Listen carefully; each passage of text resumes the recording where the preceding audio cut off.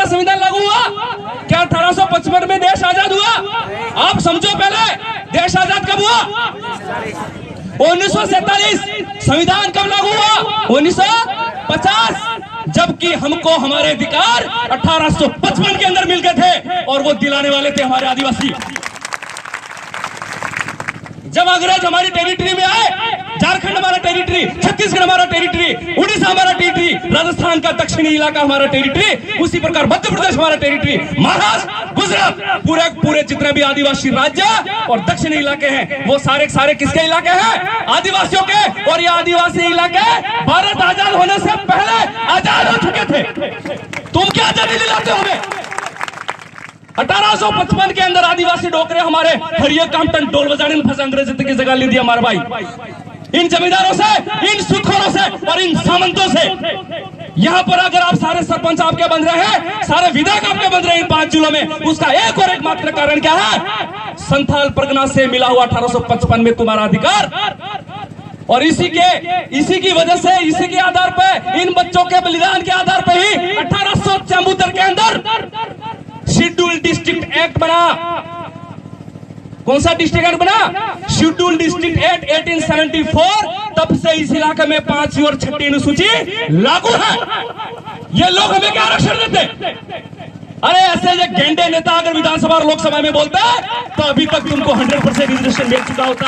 अरे ये मूर्ख है। संविधान क्या होता है वो पता है क्या? मैं बताता हूं उनके करतूतें क्या है इन किताबों के अंदर। और इसी के आधार पर सीएनटी छोटा नागपुर टेंडेंसी एक्ट 5वीं अनुसूची 1874 मिला। इसी के अंदर आपको right of ownership and right of governance, right of ownership और राइट ऑफ गवर्नेंस, अर्थात हमारे जो डोकरों ने जो अधिकार प्राप्त किए, जो 5वीं अनुसूची हमें मिली, हमारे इन 5 जिलों में जो हमको जल जमीन का स्वामित्व अस्तित्व जो मिला, वह ये कह गया है राइट ऑफ ओनरशिप, अर्थात आदिवासियों पर आदिवासियों का ही अधिकार है। आदिवासियों में किसी दूसरे का अधिकार नहीं हो सकता। यहाँ तक आदिवासियों पे सरकार के भी सीधे कानून लागू नहीं हो सकते। ये संविधान की 5वीं अनुसूची कहती है, 6ठी अनुसूची कहती है। अगर आपने संविधान को पढ़ा होगा, पॉलिटिकल साइंस को पढ़ा होगा, तो टोटल 12 अनुसूचियां और उनमें से 5 और 6 2 अनुसूचियां तो केवल और केवल पूरे देश के आदिवासियों के हक और अधिकार की बात करती है। क्या तुमने पढ़ी? क्या हमारे विधायकों ने पढ़ी? क्या हमारे गेंडे नेताओं ने पढ़ी? क्या सरपंचों ने पढ़ी? क्या इन एमपीओ ने पढ़ी? हरामखोरों ने। अगर ये 5वीं और 6ठी अनुसूची संविधान के अंदर पढ़ते तो ये नौबत नहीं आती। आज मेरे को शायद इतना गला फाड़ के बोलने की जरूरत नहीं पड़ती और तुमको इस पंडाल में बैठने की जरूरत नहीं पड़ती। लेकिन विडंबना है, लानत है, हरामखोर विधानसभा में बैठ करके अमेंडमेंट ला रहे हैं और हमारे आरक्षण को बेच रहे हैं। हमारे डोकरों ने जो जल जंगल जमीन का 100% रिजर्वेशन जो प्राप्त किया था, उसको एक एक करके इन नारे कांग्रेस बीजेपी के नेताओं ने बेचा है, इन गेरों को बेचा है।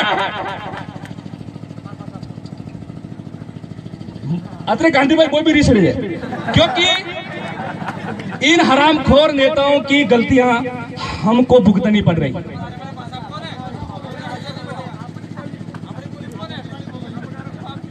पांचवी अनुसूची लागू हुई, आपने डोकरों का राज लागू हुई हो। अनाबाद एक और हमारे समाज का बहुत ही धुरंधर 25 साल की उम्र में शहीद होगा भाई, उसका नाम था बिरसा मुंडा, महामानव, क्रांति सूर्य, आदिवासियों का भगवान, गांधी से भी पहले का गांधी, धरती आबा बिरसा मुंडा। इस बिरसा मुंडा की वजह से, और हमको कौन सा अधिकार मिला? काश्तकारी संशोधन अधिनियम इस बिरसा मुंडा की वजह से मिला, जो मात्र 25 साल की उम्र में शहीद हो गया अंग्रेजों से लड़ते हुए।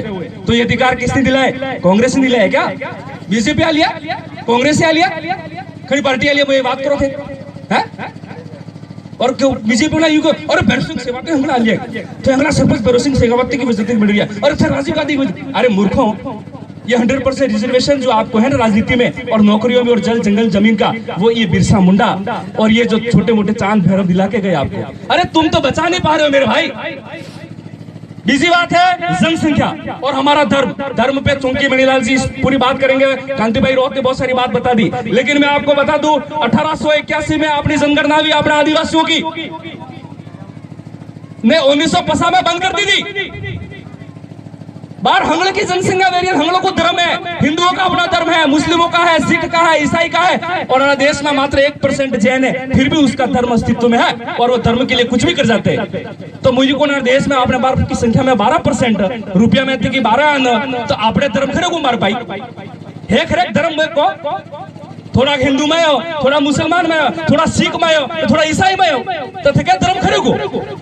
अरे हमारा आदिवासी धर्म है, आपने डोकरों को धर्म, प्रकृति पूजा,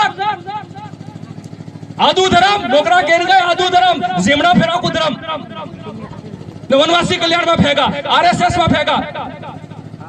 आरएसएस का पूरा नाम क्या मुझे कोई बताएगा आप इसे? आरएसएस को पूरा नाम क्या मैं भाड़े को भाई? राष्ट्रीय स्वयं सेवक संघ क्या है? राष्ट्रीय स्वयं सेवक संघ नहीं है, उसका पूरा नाम है रेशियल सुपर सिस्टम, अर्थात उच्च वर्णीय व्यवस्था, अर्थात ऊंची जातियों द्वारा बनाया गया एक ऐसा संगठन जो निचले तबके की जातियों को हमेशा से हमेशा शोषित, दमित, अत्याचार और दबाए रखेगा। और हम आरएसएस के क्या बन रहे? वो बन रहे सिपाही, ट्रेनिंग लेने जा रहे, और मुर्द बनना चाहिए एसटी एससी और ओबीसी को, तो जो आरएसएस से जुड़ रहा है।